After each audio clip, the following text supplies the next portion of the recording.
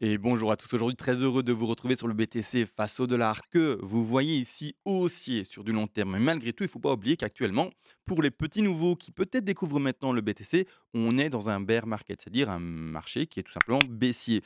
N'ayez crainte. En tout cas, ceux qui ont un peu de bouteille, j'en fais partie, je suis là depuis maintenant quasiment 7 ans sur le BTC. D'autres également qui m'écoutent sont là peut-être depuis même beaucoup plus longtemps. On a connu des bull markets, on a connu des bear markets et je peux vous assurer une chose, c'est que par expérience, on devrait favoriser par après un marché haussier. Je parle bien entendu au conditionnel, avec toute une précaution, parce qu'on ne lit pas l'avenir. Peut-être que le BTC, il va à zéro, peut-être qu'il est mort, et en fait, peut-être énorme piège pour tout le monde. Donc j'insiste, d'accord. Avant de commencer l'analyse plus profonde pour les nouveaux, parce qu'il y a pas mal de nouveaux, n'empêche, dans mon entourage, j'en ai de plus en plus qui me posent des questions, etc., qui me disent: CMA, comment on achète du BTC? Est-ce que tu peux m'ouvrir un compte? Bon, bah, du coup, je le refais et on fait ça ensemble pour faire ça au mieux parce que c'est pas compliqué en soi, mais je leur indique les démarches, quel site trouver, et cetera. Bref, là, maintenant, il faut comprendre que c'est le moment d'acheter, c'est le moment d'accumuler dans vos moyens, d'accord? Ne vendez pas votre maison, vos enfants, votre femme, votre homme, à l'occurrence également, peu importe. Ne faites pas de bêtises, n'investissez que ce que vous pouvez vous permettre finalement de perdre comme dans tout investissement qui est responsable. Il ne faudra jamais que votre habitude de vie change parce que vous avez mis trop d'argent dans le BTC, trop d'argent sur le, je sais pas, l'Ethereum, trop d'argent sur n'importe quel autre crypto ou trop d'argent sur n'importe quel actif qui existe au monde. D'accord. Donc ça, c'est important de le comprendre. Maintenant que ça c'est dit, nous, ce qu'on va faire, c'est analyser ceci de manière plus profonde. On a d'abord montré que l'intention était haussière par après, d'accord, par rapport aux années. Malgré tout, on est encore dans un bear market qui, pour ma part, n'est pas fini. Donc, ce qu'on va faire, c'est qu'on va zoomer sur ce petit bidule. Et ce que vous voyez ici à l'écran, c'est en fait la succession de vagues. C'est un peu comme une histoire. Elle commence au début et elle se termine à la fin avec un milieu, un début, une fin, un tout début, un peu début, un peu fin. Vous aurez compris. Bref, il y a plusieurs étapes dans les chapitres. Ici, nous, on est à la fin, mais quasi à la fin ultime. C'est-à-dire qu'on arrive au dernier paragraphe avec le dénouement de l'histoire. D'accord. Et c'est la première fois pardon, que ça m'arrive dans le décompte qu'on en a depuis, finalement le top qui est ici, aux alentours de novembre de l'année 2021. C'est la première fois où je me dis: «J'arrive à la fin du décompte et je peux clairement dire qu'après ça, je n'aurai plus rien à indiquer normalement». D'accord? C'est que, là, on arrive à la fin de la fin parce que j'ai fait une W, une X, Y, X, Z et après une Z, en fait, il y a plus rien. D'accord? Donc après ça, je pourrais pas inventer une autre chose. C'est impossible, d'accord? Après la Z, je peux pas trouver autre chose. Le décompte, l'histoire, elle est terminée. Donc on va regarder pardon, où est-ce qu'on en est. Et pour le moment, on décompte quoi ensemble? La fameuse 1, la fameuse 2, la 3 que j'ai déposée et la grande 3 que j'ai déposée d'ailleurs ici aux alentours de 17 000, le gros rebond d'une 4 et par après la 5 que l'on va identifier actuellement. D'ailleurs, ce rebond de 4 et d'ailleurs le plus haut qui a été fait actuellement aux alentours des 22 546 n'est pas forcément le plus haut. Le BTC va pouvoir peut-être maintenant rebondir encore légèrement pour aller retrouver les alentours des 23 000 $. On va d'abord regarder pourquoi j'ai posé cette 3 à cette zone-là, c'est-à-dire ici aux alentours des 17 000. Parce que d'accord? Donc c'est-à-dire qu'il a été déposé à, en termes de Fibonacci d'extension, non pas à 161,8. 161,8, c'est la ligne rose que vous voyez ici indiquée à l'écran. D'accord? Cette zone-là est statistiquement retrouvée pour les 3. Malgré tout, ça n'empêche pas à une 3 d'être plus faible. Mais cette zone-là, statistiquement, a été et est retrouvée par la plupart des 3. Ici, on voit bien que ce n'est pas le cas. Malgré tout, je l'arrête là, parce que j'ai ma 1, ma 2, une 3, grosse consolidation de 4 qui me conforte ce décompte-là, d'accord? Et ensuite, on va terminer, comme dit, en fait, le dernier écrasement de la 5 et retrouver, on l'espère, le bottom s'il n'y a pas d'erreur dans mon décompte. Parce que le décompte, bien entendu, il est humain et je ne suis pas un ordinateur, etc. Vous le savez, je peux encore et toujours me tromper. Malgré tout, vis-à-vis de ce plan, on se retrouve sur ce rebond de 4 enfin, d'accord? Alors oui, hein, ça, je ne vais pas l'intégrer dans le petit degré. 1, 2, vous voyez ici en petit blanc, 3, 4 et 5, non, d'accord? Je ne vais pas l'intégrer là-dedans, même si à un moment, on se disait: «On fait peut-être une flat et peut-être qu'on va chercher une dernière 5 ou des choses comme ça, un petit rebond de 4 et cetera». Ça n'a pas eu lieu. On voit le changement indiqué. On est obligé d'acter ça dans le degré supérieur qui est en bleu et non pas dans le petit degré en blanc que je suis en train d'indiquer ici avec, ma flèche, d'accord? Là, maintenant, je pose du coup, exceptionnellement, dans ce contexte-ci, la 3 aux alentours des 123 de Fibonacci, même un peu plus. Maintenant, tout de même, il nous faut un rebond de 4. Rebond de 4 qui, pour le moment, j'insiste, a été faible, d'accord? Depuis ces fameux 17 000, on était recherché les 22 000, c'est ça, 22 500 si on arrondit, d'accord? Mais on doit normalement s'attendre à un rebond de 4 qui est plus puissant. Pourquoi? hein, parce qu'on a fait une 2 qui est faible. Je rappelle, une 2 est entre guillemets «classique», normale, régulière, si elle termine entre ses 50 à ses 61,8 de Fibonacci. Ici, elle ne touche pas les 50. Alors oui, on est proche, mais il faut bien un moment où on dit: «Ben, on ne la touche pas», donc on est dans la catégorie faible ou alors on le dépasse même, on dépasse les 61,8 et même si c'est d'un peu, on les dépasse, point, on est dans la catégorie forte, d'accord? Donc il faut avoir bien une limite, un moment où on dit: «Ben voilà, c'est le moment de basculement», très précis, même si c'est un peu au-dessus ou un peu en dessous, peu importe, il faut basculer et vraiment s'en tenir à la théorie. La théorie stricte dit: «On ne touche pas les 50 et on est en dessous, donc c'est un rebond de 2 qui est faible». Dans ce cas de figure-là, on va redéposer un Fibonacci, bien entendu, par rapport au calcul de la 4. On va au bas de la 3 et on va bien entendu aller au sommet de cette fameuse 2. Les objectifs, normalement, de la 4 ici seraient d'aller retrouver, du coup, comme la 2 a été faible, des objectifs plutôt forts pour notre fameuse 4, qui sont situés entre les 38,2 et les 50. Donc 38,250, ça se retrouvera dans la borne qui se retrouve entre les prix de 23 200 un peu plus haut ici, qui sont les 24 900. Moi, strictement, je m'attends normalement à ce que on se retrouve dans cette zone-là statistiquement. C'est-à-dire que je vais mettre un petit rectangle vert pour montrer la stat. Mais attention, ce ne sont pas des zones d'achat, hein, j'insiste, hein, ce sont des zones de vente, hein, pour shorter le marché, pour descendre avec le marché. Donc je vais mettre un petit rectangle rouge pour montrer que ce sont bel et bien une zone de vente et que par après, on s'attend eh bien, à une réaction baissière du cours. Donc la personne qui se dit oui mais CMA, moi j'ai du mal, je vois une intention très forte baissière, mon décompte etc. m'engage, en tout cas m'invite peut-être maintenant à déjà shorter le marché etc. Il n'y a pas de problème. C'est juste que du coup, par rapport au stop loss, je prendrai personnellement une précaution et mon stop loss, je ne le déposerai finalement pas, eh bien, prématurément, par exemple là, à cet endroit-là. C'est-à-dire finalement, le dernier pic a été mis aux alentours des 22 500. Je le mettrai clairement, eh bien, aux alentours des 50, un peu plus, d'accord? Pour vraiment me donner du mouvement, vraiment me donner finalement du souffle, d'accord? Et pas aller me faire avoir par une chasse au stop tout simplement et louper mon short par après. Alors tout un travail, bien entendu, de risque management, je ne connais pas exactement votre risque management, il faut un ratio intéressant, il faut une exposition intéressante, il faut tout, il faut des TP qui sont placés de manière intéressante, etc. Bref, il faut que tout aille bien, d'accord, pour votre trade. Mais je ne connais pas exactement votre trade. Malgré tout, pour ma part, pour avoir plus de souffle et de mouvement possible et pas se faire avoir par la première chasse au stop qui pourrait y avoir, je mettrai pardon, mon stop loss légèrement au-delà des 25 000, ou en tout cas, du coup, légèrement au-dessus des 50% de Fibonacci. Bon, maintenant, ça c'est pour le trade, d'accord, avec des objectifs baissiers, etc. On va regarder de toute manière après le sous-décompte, et cetera. Mais c'est-à-dire également, mais quels sont les objectifs théoriques de cette baisse-ci par rapport aux eh bien, fameuses vagues. Donc ici, je vous remonte que la fameuse 3 n'a pas été chercher les 161,8 et dans ce contexte-là, ça se travaille différemment. Le contexte, c'est une 3 qui n'atteint pas ces 161,8, donc on pose eh bien, le top finalement, hein, le premier clic pour racine du Fibonacci, le deuxième clic ici qui va se poser en bas de 3 exceptionnellement, donc en bas de 3 exceptionnellement, et par après, eh bien ici, le troisième clic, bien entendu, qu'on va poser à la fin de la figure. Pour le moment, je vais le mettre par rapport à ce que je connais. Donc, c'est-à-dire par rapport à ce qui est indiqué à l'écran. Le plus haut du rebond. Le plus haut du rebond a été fait à 22 400. Donc, je vais faire le travail par rapport à cela, d'accord, pour indiquer les TP. Malgré tout, si plus tard, dans un jour, deux jours, trois jours, une semaine, latéralisation encore de 4 semaines, j'en sais rien, d'accord, et on continue à monter légèrement, on repositionnera ceci pour positionner par après les take profits de manière plus correcte et plus précise. Malgré tout, comme dit, nous, on ne va pas partir dans une spéculation pour ce qui n'est pas encore dessiné à l'écran. On va vraiment bien le poser, vous voyez ici, au top. D'accord. Même si on s'attend peut-être à encore un rebond, etc. Peu importe. Là, maintenant, les objectifs sont, dans ce contexte-là, 38,2, 61,8, 100 et enfin les derniers 161,8% de Fibonacci. Donc, dans ce contexte, ce trade vous invitera à prendre eh bien, un premier take profit partiel là.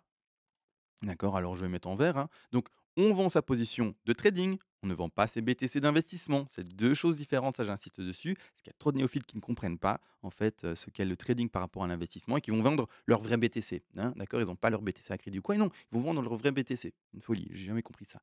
Mais c'est leur faute parce que ben, c'est pas leur faute, mais encore un peu d'apprentissage et ils comprendront ce qu'est vraiment la différence entre un investissement auquel on ne touche pas et surtout pas, et des traders qui eh bien, tradent avec finalement des outils qui sont faits pour eux, d'accord? De cette manière-là, un premier objectif, take profit partiel, donc un rachat de sa position de vente à 16 414. Ensuite, deuxième objectif, on l'a dit, d'accord, 61,8, donc on met un deuxième TP un peu plus bas ici, qui va se situer aux alentours des 13 604 $. Un troisième TP, bien entendu, encore un peu plus bas, qui va lui se situer au 100% de Fibonacci, qui se situera à 9 900, 9 889 $. Et Et oui, il y aura un quatrième TP. Alors attention, hein, c'est pas parce que ce TP sera indiqué et vous voyez très bas, ici aux alentours, eh bien, des 5 900, 6 000 qu'on va à ce prix-là, d'accord? C'est que du trading. On n'a pas cette fameuse boule de cristal, on n'a pas cette prétention de lire l'avenir. C'est pour ça, premièrement, qu'on prend une sécurité avec un stop loss pour sortir de position. Si on lisait l'avenir, on mettrait pas de stop loss, on vendrait, même ces BTC d'investissement, et on dirait: «Beh, j'attends le bottom parce que je sais où est le bottom, je suis un magicien». Ce n'est pas le cas. Donc toute la stratégie, c'est vraiment risk management, TP, stop loss, et cetera, et cetera. Et donc, même si on n'a pas personnellement, j'ai du mal à avoir un BTC de nouveau à 5 000, 6 000, mais comme je ne lis pas l'avenir, comme le plan de trading, lui également, il dit juste de manière froide, voilà où on met le TP, voilà les potentiels de baisse, c'est tout. On écoute juste ça. Donc on va prendre un peu là, un peu là, un peu là de rachat. Et n'oubliez pas non plus, on ne clôture jamais un trade qui est gagnant. C'est fou, mais c'est comme ça. C'est-à-dire que vous allez reprendre peut-être ici, comme il y a 1, 2, 3, 4 TP, on va partir sur du 22%, disons, hein, d'accord. Et encore, vous pouvez faire ça comme vous le voulez. Mais si c'est pour avoir un exemple simple, 22 de prise de TP, 22, 22, 22, à la fin, il vous restera 88, d'accord, et c'est-à-dire 12% de ce trade en course, d'accord. Vous le sortirez par après avec peut-être un stop suiveur, donc un trailing stop par exemple, hein, pour le dire en français de temps en temps. Ou alors, eh bien, vous sortirez manuellement à la fin, de nouveau avec des petits TP qui seront ajoutés, et cetera. Vous faites ça comme vous voulez. Mais l'objectif, en fait, c'est d'essayer de rester le plus longtemps possible parce qu'on ne lit pas l'avenir. Ça, il faut vraiment se l'ancrer. Clairement, c'est quelque chose qu'il faut, eh bien, avoir comment la maturité finalement de se dire: «Bah, je ne lis pas ces fameux avenirs». Donc ça, c'est tout ce qu'il faut comprendre pour mettre un plan de trading en place et le plus propre possible. Donc voilà, ça c'est expliqué par rapport à la baisse possible. Donc on ne veut pas forcément voir un BTC à 6 000, mais il y a le potentiel ici par rapport au trade et donc on voit, eh bien, cet objectif-là dans son plan de trading, une prise de bénéfice. Maintenant, on va zoomer là-dessus. Beaucoup de précautions, mais comme je reprends les vidéos, je suis sûr qu'il y aura des nouveaux et cetera, beaucoup de nouveaux en tout cas. Et pourquoi j'ai retiré mes TP? Ah, je vais c'est pas important. Au moins, il y a moins de choses à l'écran, c'est pas grave. De cette manière-là, voilà, je prends les précautions, mais je préfère parce que je suis sûr qu'il y a beaucoup de nouveaux sur, eh bien, les cryptos en ce moment qui vont commencer à rentrer et parce que je le sens dans mon entourage tout simplement et donc j'essaye de le retransposer également dans mes vidéos pour essayer de suivre et soutenir un maximum les nouveaux. Malgré tout ici, nous, vous l'avez vu, le rebond normalement doit atteindre ce niveau-là. Donc, moi, ici, ce que je dessine, c'est une WXY pour le moment avec une flat ici. Parce que là, je vois 5 vagues, d'accord? Je vois 5 vagues. C'est-à-dire que ceux qui sont déjà un peu plus avancés peuvent également se dire: «Beh, en fait, CMA, du coup, comme tu vois 5 vagues là, donc tout ça, ce serait une flat». Je vais l'indiquer. ABC en flat. Là, ça y est, hein, les néophytes, je suis désolé, let's go, c'est parti. D'ailleurs, si jamais vous voulez avoir plus d'assistance que par mes vidéos où j'explique pas forcément tous les détails, vous pouvez le faire. Regardez directement ici. Il y a un PDF en fait qui s'affiche. Ce PDF, je vous l'envoie contre une donation. Attention, différents paliers de donation, et cetera. Lisez bien. Il y a le premier palier de donation qui est à 10 €. Vous pouvez juste aider la chaîne avec un grand merci de ma part. Mais sinon, il y a des donations plus importantes où vous aurez ici le PDF. Ou également, vous pourrez me demander eh bien, une analyse à la demande sur l'actif spéculatif de votre choix, d'ailleurs qu'il soit crypto-monnaie ou pas et je le ferai pour vous également en vidéo le plus vite possible. Malgré tout, ceux qui vont un peu plus d'aide, bah, le PDF et vous le lirez en même temps que la vidéo, et cetera, sans problème. Maintenant, n'empêche, dans ce contexte-là, donc voyez bien A, B, C ici en flat que je vais d'ailleurs indiquer. Je vais la mettre en rose comme ça elle flash un peu. Il y a pas un petit rose flashy? Voilà, bon écoutez, voilà, c'est déjà très bien comme ça. A, B, C, pas flashy du tout, mais c'est pas grave, on va faire avec. A, B, C, d'accord et comme ici, ceux qui s'y connaissent en flat eh bien vont me dire: «Mais ça c'est 5 vagues, là c'est 3 et là c'est 3». Donc en fait, on aurait pu faire 3 pour la W, indiquer si j'arrive à prendre la X, j'y arriverai jamais. Indiquer la X ici et ensuite, beh, comme en fait la A et la B se fait également en 3, indiquer la Y qui est là. D'accord? C'est tout le potentiel. Donc ici, je vais mettre en plus épais comme ça vous le voyez. D'accord? C'est tout le potentiel du WXY. Malgré tout, statistiquement, on s'attend normalement à un WXY là-bas en haut. D'accord? Donc, j'ai envie par rapport aux stats, eh bien, de croire en quelque chose qui ira plus loin. D'accord? Et une Y qui ira plus loin. Et du coup également, pour ceux qui maintiennent, il y a pas de problème à ça, c'est peut-être ça, hein, mais voilà, les stats, moi j'aime bien les tenir. C'est-à-dire que WXY, et bien ici, comme je finis ma C, c'est 5 vagues. Mais ces 5 vagues-là, étant donné qu'on a peut-être fini une WXY et donc peut-être déjà fini une I, une 4, vous l'aurez compris, sont peut-être le début de l'impulsion baissière. Donc ici, qu'est-ce qu'on est déjà en train de faire? On est peut-être déjà en train de cracher. Donc comme dit, ah, il y a de ça peut-être 5 minutes, si vous vous dites: «Mais voilà, peut-être qu'on a effectivement fini à WXY, que le rebond a été fait pour cette 4 là et qu'on est déjà en train de cracher», qu'on est peut-être même en train de faire une épaule tête-épaule. Alors, je vais la dessiner avec un brush. Je vais retirer ici l'aimant, épaule, la tête, petit rebond de la suivante épaule. Et puis après, on casse la ligne de coup et après on va voir plus bas. D'accord? Donc c'est tout à fait possible. Dans ce cas-là, c'est à vous de prendre conscience de cette potentialité-là. Moi je l'ai dans ma tête, j'ai cette potentialité-là. Mais malgré tout, je dois montrer un résultat statistique en vidéo et pas montrer le potentiel du potentiel. J'en parle, mais je montre tout de même le résultat statistique. Donc ici, on est peut-être déjà dans ça. Hein, vous avez eu toute la logique, hein, j'ai pris le temps de l'expliquer, hein. Donc dans dans un rebond de 2, une 3, une 4, et puis aller chercher la dernière 5 dans un tout petit degré. D'accord? Je vais mettre ici en évidence. Donc on est peut-être déjà là-dedans. Le rebond semble être fort, mais c'est normal, on fait une 2. Et les objectifs d'une 2 statistique les plus grands, à hauteur de 73% des cas, c'est tout de même de rebondir dans la zone des 50 à 61,8% Fibonacci. Dans ce cas-là, on prend son Fibo, on va là-bas, on va à la racine, et l'objectif, c'est de finir dans quoi? C'est l'objectif où on est maintenant, c'est les 50 à 61,8. Donc là, maintenant, les gens qui ne veulent pas attendre là-bas en haut pour shorter, eh bien, vous pouvez maintenant shorter, par exemple.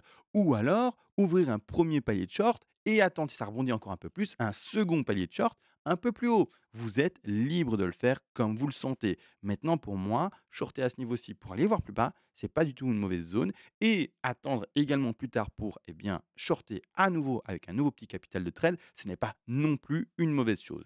Malgré tout, là, vous avez compris, on est peut-être là-dedans. D'accord, on est peut-être là-dedans. On travaillera ça plus précisément, ça va être 1, 2, 3, 4, 5, si ceci se confirme. D'accord? C'est-à-dire ce rebond s'arrête maintenant, par exemple, et qui crache et que ça y est, c'est terminé. Là, on en parlera plus précisément. Mais pour le moment, ce n'est pas le cas. Donc là, ce qu'on va faire, eh bien, c'est encore et toujours favoriser cette X. Moi, je parle toujours de stats, et les stats veulent que 4 termine là-bas en haut. Donc ici, je termine en une flat A, B, C, avec un dernier rebond de Y tout à fait potentiel, qui va nous amener dans ces prix qui sont aux alentours des 23 000 et un peu plus haut, 24 000, 25 000. Et à ce moment, on se retrouvera sur quoi? En face, eh bien, sur la résistance. D'accord? Si on va chercher beaucoup plus haut, sur la résistance des derniers pics qui sont ici, comme vous le voyez ici. Donc, on va aller chipoter et retrouver la résistance des 25 300, par exemple.